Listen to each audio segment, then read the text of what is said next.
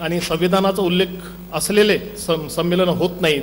माझ्या माहितीप्रमाणे हे पहिलं संमेलन असावं, 14वं हे संमेलन आहे. या संमेलनाला मी शुभेच्छा देतो. 1 मिनिटामध्ये माझी एक कविता ऐकवतो आणि इथे थांबतो. दलित नेते नावाची माझी कविता आहे. एका नाटकामध्ये एक सुंदर डायलॉग आलेला होता. त्या डायलॉगचा संदर्भ घेऊन एकूणच आंबेडकरी चळवळ कशी आहे ते मांडण्याचा मी प्रयत्न केलेला आहे. To be or not to be, that is the question. To be or not to be, that is the question. जगावं की मरावं हा एकच सवाल आहे या दलित नेत्यांच्या विकाऊ धोरणावर. या दलित नेत्यांच्या विकाऊ धोरणावर विश्वासार्हता दर्शवून किती दिवस जगावर निरपराध दलित जनतेनं आशेचे आवरतात की उचलून फेकावं त्या हिजडेशाही नेते म्हणविणाऱ्या नपुसक रक्तांना बाबासाहेबांच्या स्वप्न शाळेत आणि करावा ढिगभर गटांचा कंसात गटारांचा शेवट माझ्या याच्या त्याच्या आणि सर्वांच्या. राजकीय पराभवाच्या विषारी सापांनी आमच्या स्वप्नाला असा दंश करावा की नंतर येणाऱ्या खुर्चीवादी नेत्यांना नसावा खुर्चीचा लोभ मोह कधी. पण त्या अमानुषी व्यवस्थेला जेव्हा सत्तेची स्वप्न पडू लागली तर इथेच मेक आहे. आमच्या निळ्या प्रदेशात कितीदा बांधले चंग आम्ही एकत्रित राहण्याचे, पण आता कुठेच खात्री उरली नाही. अरे अरे आम्ही शंडासारखे सगळं सहन करतो. हजार दिशेला गेलेल्या नेत्यांची वांज भाषणं सहन करतो. आमचं अस्तित्व शून्य जगणं पूर्वतपणानं आमच्या स्वाभिमानी मनावर होणारे आमच्यातल्यांचेच अघोर युद्ध शेवटीही महासागराच्या स्वप्नाचा कटोरा घेऊन शेवटपर्यंत कार्यकराच्या दाराशी निर्लज्जपणानं मान खाली घालून उभे राहतो. महाप्रिया, तुझ्या दिशादर्शक बोटात काय येत नाही आहे शक्ती? खरं सांगू, अरे ज्यांना आपलं मानतो तेच आमच्या मानगुटीवर बसतात आणि ज्यांना तू माणसात आणलंस तो तूही आज आमच्यात नाहीस. मग रक्तबंबाळ देहाचे लुळे पांगडे प्रतीक्षेवजा हाडाचे सापडे घेऊन तुझ्या घायाळ सैनिकांनी आता कुणाच्या पायावर डोकं आदळायचं, कुणाच्या पायावर डोकं आदळायचं, कुणाच्या पायावर डोकं आदळायचं. जय भीम, जय भारत.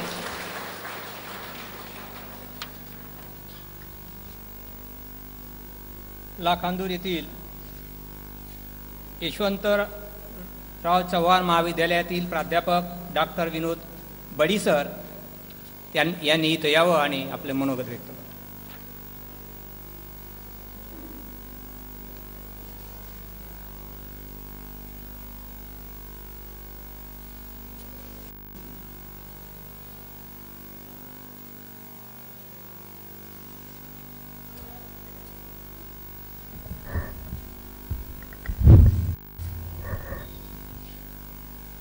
राष्ट्रीय विज्ञान प्रबोधन साहित्य संमेलनाच्या निमित्तानं व्यासपीठावर उपस्थित मान्यवर आणि समोर बसलेले मान्यवर मंडळी, या ठिकाणी PhD झाल्याबद्दल माझा जो सत्कार करण्यात आला त्याबद्दल या कार्यक्रमाचे आयोजक कानेकर सर यांचं मी या ठिकाणी आभार मानतो आहे.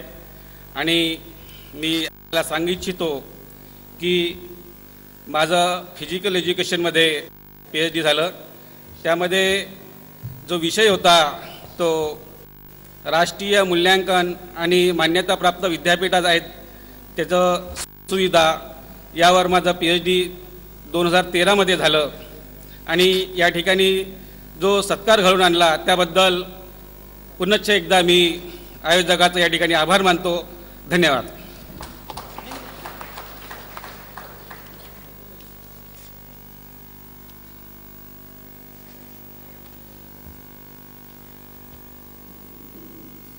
प्राध्यापक डॉक्टर मोरेश्वर मोरगडे सर यांनी इथं यावं आणि आपलं मनोगत व्यक्त करावं.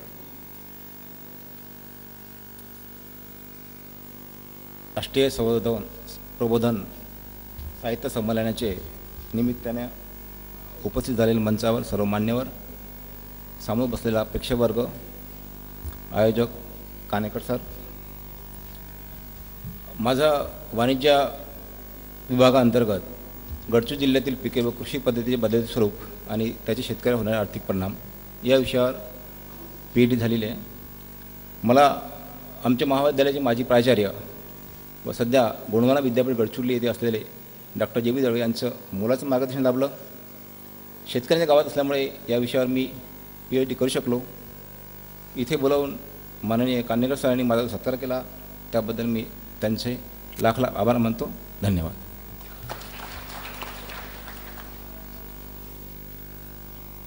डॉक्टर तुळशीदास झोळे साहेब इथे यावं आणि आपलं मनोगत व्यक्त करावं.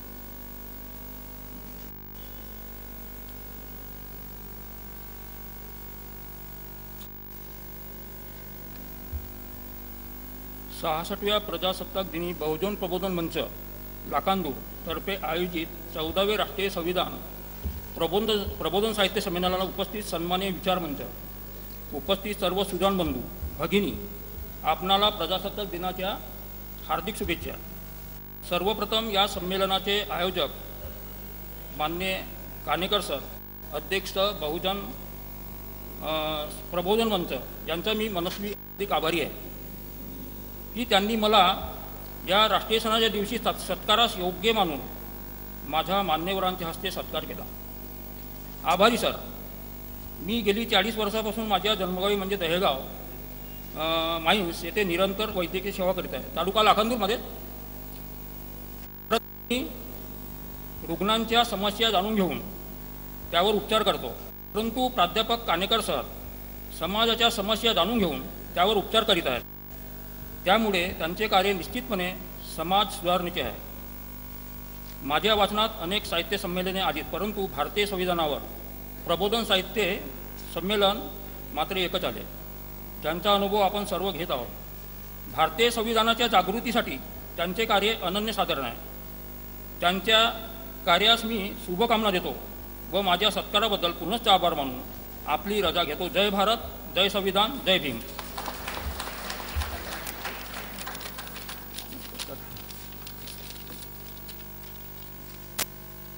मित्र, आजचा 26 जानेवारीचा जो कार्यक्रम असतो, ठिकठिकाणी प्रोग्राम असतात आणि या दिवशी बाहेरगावी जाणं हे सुज्ञ वक्त्यांसाठी मोठी अडचणीची बाब असते.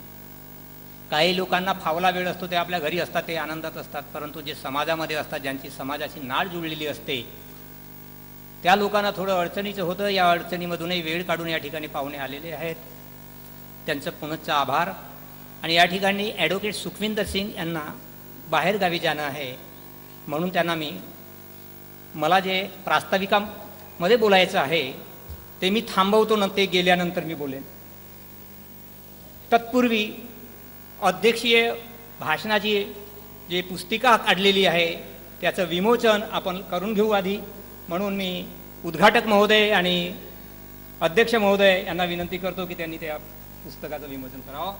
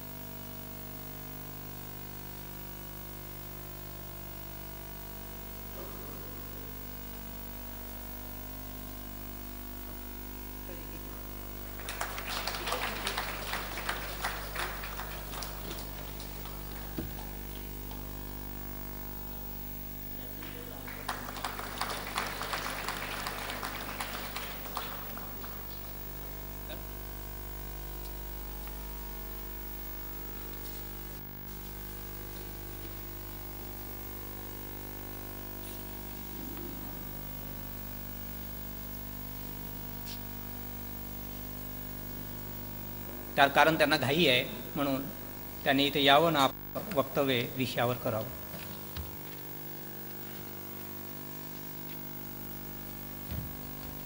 Respected Rajan sir, Mirza sir, my friends Maheshwari and Simulkar sir. आज हम यहाँ पर 26 जनवरी का दिन मनाने के लिए इकट्ठे हुए हैं. इसका पूरा क्रेडिट जाता है डॉक्टर बाबा साहेब अम्बेडकर जी को, जिन्होंने हमें 65 साल पहले आज के दिन एक ऐसा संविधान दिया जिससे हम आज भी हर आदमी, इंसान, जितने भी अपने हिंदुस्तान के लोग हैं, सब अलग अलग प्रजाति के, जनजाति के, आज भी उसको उसी तरीके से सेलिब्रेट कर रहे हैं। तो इसका मेन उद्देश्य उनके दिमाग में यही था कि जितने आज़ादी के बाद में जितने भी हमारे देश के जाति प्रजाति लोग हैं, सब उसको उसी तरीके से मनाएं। उन्होंने हमें मतलब फंडामेंटल राइट्स के लिए, साथ में उन्होंने हमको जो आज से पहले जिसको हमारे ऊपर बहुत ही मतलब फंडामेंटल राइट्स से हम बहुत अपने हक के लिए लड़ते थे, साथ में उसके साथ में उन्होंने जो डायरेक्टिव प्रिंसिपल दिया, जिसमें आर्टिकल 36 से लेकर 51 तक का दिया उन्होंने, वो पहले हम अपने as a matter of right claim नहीं कर सकते थे। उसके बाद में अब ये भी हो गया है कि जिसमें हम पिछड़ी जाति जनजाति के लोग जो थे वो भी ऊपर हैं, उनको भी सोशल, पॉलिटिकल और इकोनॉमिक राइट्स दिए गए थे, वो भी अपने राइट्स को क्लेम कर सकें और आगे बढ़ सकें। तो उनकी वो सोच को मतलब आज से 65 साल पहले जो उन्होंने अपनी सोच रखी थी और वही सोच आज तक चलती आ रही है। अब हमें उसी चीज़ को आगे बढ़ाना है और सबकी तरक्की के लिए आगे कोशिश करनी है, एकजुट होकर करनी है। तो मैं यही चाहता था कि यहाँ पे जो हमको कानेकर साहब ने बुलाया कि हम सब यहाँ मिलते, इकट्ठे होते। मैं और भी चीज़ें आपसे शेयर करना चाहता था, लेकिन मेरे पास थोड़ी समय की कमी होने करके मैं यहाँ नहीं रुक सकूँगा। तो जय हिंद, जय महाराष्ट्र, जय भीम, धन्यवाद, थैंक यू।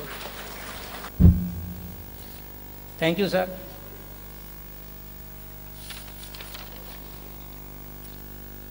मित्रांनो,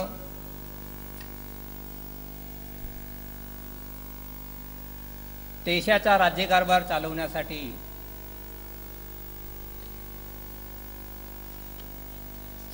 ला जे संविधान समिती निर्माण करण्यात आली, त्यामध्ये 296 सदस्य संविधान सभेच्या पहिल्या दिवशी बैठकीला उपस्थित राहायचे होते। त्यापैकी फक्त 211च लोक उपस्थित होते, त्यापैकी 193 लोक हे हिंदू होते।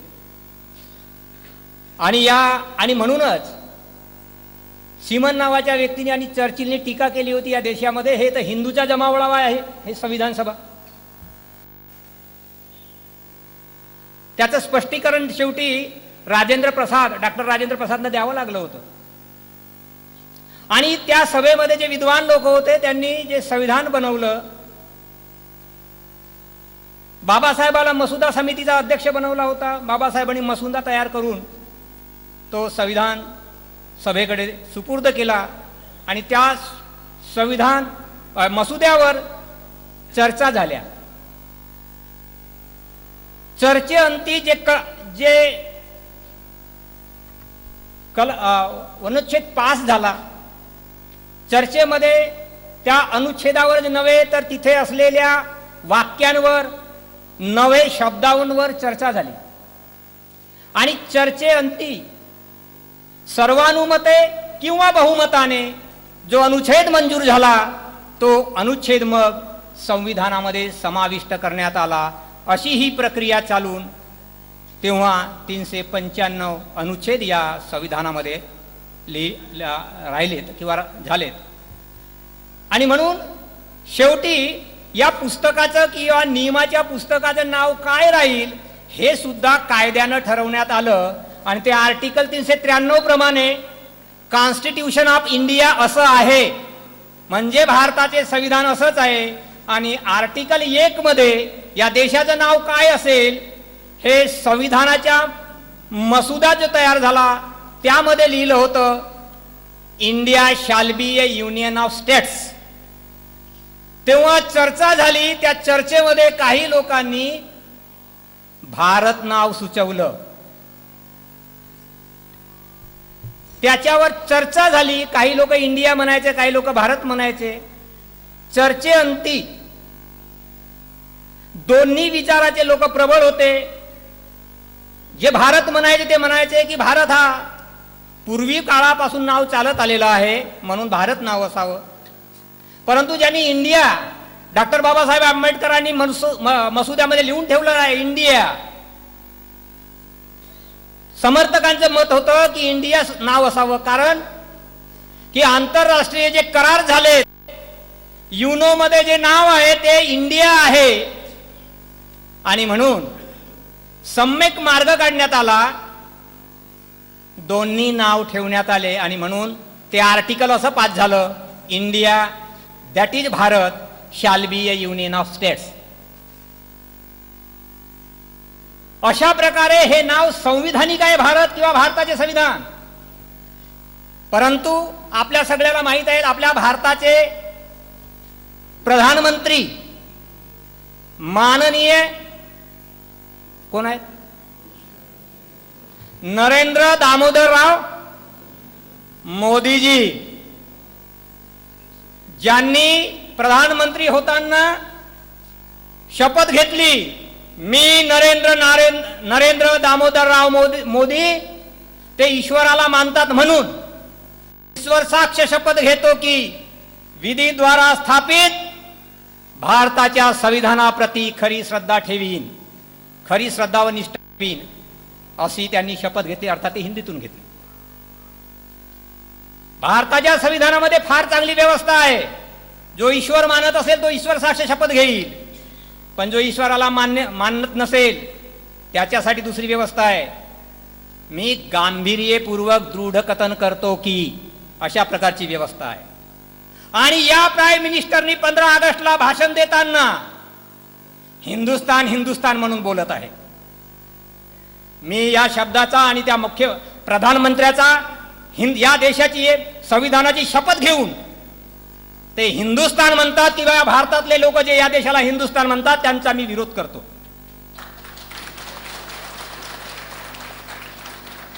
कारण जो काही होत असेल ते संविधानानुसार होते, ते व्हायला पाहिजे. कारण ते संविधानिक नाव आहे. कोणाच्या बापाला अधिकार नाही एकट्याला या देशाला हिंदुस्तान म्हणण्याचं किंवा या देशाचं नाव बदलवण्याचा कोणाला अधिकार नाही. इथे कायद्याचे तज्ञ बसलेले आहेत. मी कायद्याचा विद्यार्थी जरी नसेल पण पुस्तक वाचण्याचा अधिकार बाबासाहेबांमुळे आणि महात्मा फुलेमुळे आणि इंग्रजांमुळे आणि संविधानामुळे तो अधिकार प्राप्त झालेला आहे. आणि म्हणून कोणाला तो अधिकार नाही एकट्या माणसाला नाव बदलवण्याचं, कारण ते संविधानिक नाव आहे. त्या देशाचं नाव भारत आहे, इंडिया आहे, तेवढंच म्हटलं पाहिजे. ज्या दिवशी कदाचित कोणी हिंदुस्थानने या देशाचं नाव बदलवेल त्या दिवशी मी खुशीनं या देशाचं नाव हिंदुस्थान म्हणेन, पण तोपर्यंत कधी म्हणणार नाही. दुसरं संविधानिक नाव आर्टिकल 74 प्रमाणे प्रधानमंत्री झाले, 124 प्रमाणे देशाचं नाव. आपले जे कोर्ट आहेत त्या कोर्टाला आपण महाराष्ट्र सरकारने प्रकाशित केलेल्या संविधानामध्ये न्यायालय आहे शब्द, आणि नागपूरमध्ये विद्वान मंडळी बसली आहे, तिथे डिस्ट्रिक्ट कोर्ट व न्याय मंदिर लिहिलेलं आहे. आणि ठिकठिकाणी जे नवीन इमारती झालेल्या आहेत तिथे न्याय मंदिर शब्द लिहिलेला आहे. मी याचाही विरोध करतो, कारण संविधानामध्ये न्याय मंदिर शब्द नाही आहे, न्यायालय आहे. मला त्या न्याय मंदिर शब्दाचा विरोध नाही, कृपा करून गैरसमज करून घेऊ नका. कारण तसं न्याय मंदिर हे पवित्र ठिकाण आहे, मंदिर हे पवित्र असतं. पण गुरुद्वारा सुद्धा पवित्र नाही का? मस्जिद अपवित्र आहे का? चर्च अपवित्र आहे का? आणि मी तर बुद्धिस्टच आहे हो चालून बोलून, मग माझा विहार का अपवित्र आहे? मग कोण्या तरी ठिकाणी द्या ना न्याय विहार, न्याय मस्जिद, न्याय चर्च, न्याय गुरुद्वारा. अरे समतेचा सिद्धांत स्थापित होईल. मित्र, अशाच प्रकारचे अनेक शब्द आहेत संविधानामध्ये. आपल्या प्रियांबलमध्ये, जे प्रियांबल अर्नेस्ट पास्कर नावाचा माणूस अरे देशाचं संविधान घेऊन डोक्यावर नाचला होता, तो म्हणाला की या संविधानामध्ये जे आहे आर्टिकल आपल्या प्रस्तावनेमध्ये किंवा उद्देशिकेमध्ये तेवढं सांगण्यासाठी मला एक पुस्तक लिहावं लागलं, आणि हे माझ्या पुस्तकीतलं सगळं सार एका उद्देशिकेमध्ये आहे. त्या ठिकाणी जी शब्दावली आहे ते ठरवलेली शब्दावली आहे, आणि घटनेमध्ये मूळ रूपामध्ये तो शब्द नव्हता, सेक्युलर तो सेक्युलर शब्द दुरुस्ती करून घालण्यात आला. त्याचं मराठीत ट्रान्सलेशन आमच्या महाराष्ट्र शासनाने प्रकाशित केलेल्या संविधानामध्ये धर्मनिरपेक्ष आहे.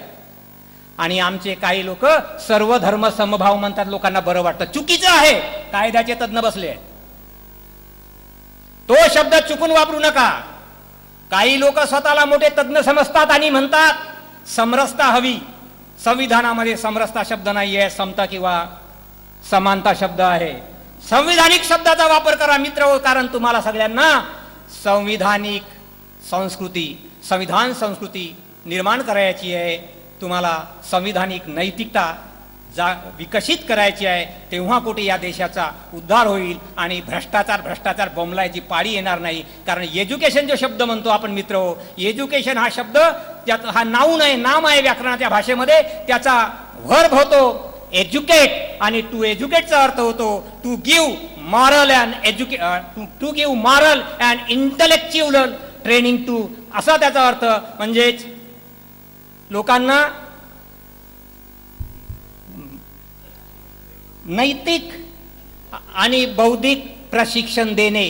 किती लोकांना तो भेटला हा संशोधनाचा विषय आहे. ज्या दिवशी इंटलेक्च्युअल आणि मॉरल ट्रेनिंग भेटेल त्या दिवशी मित्रांनो इथली सुई सुद्धा चोरी जाणार नाही. हे देण्याची गरज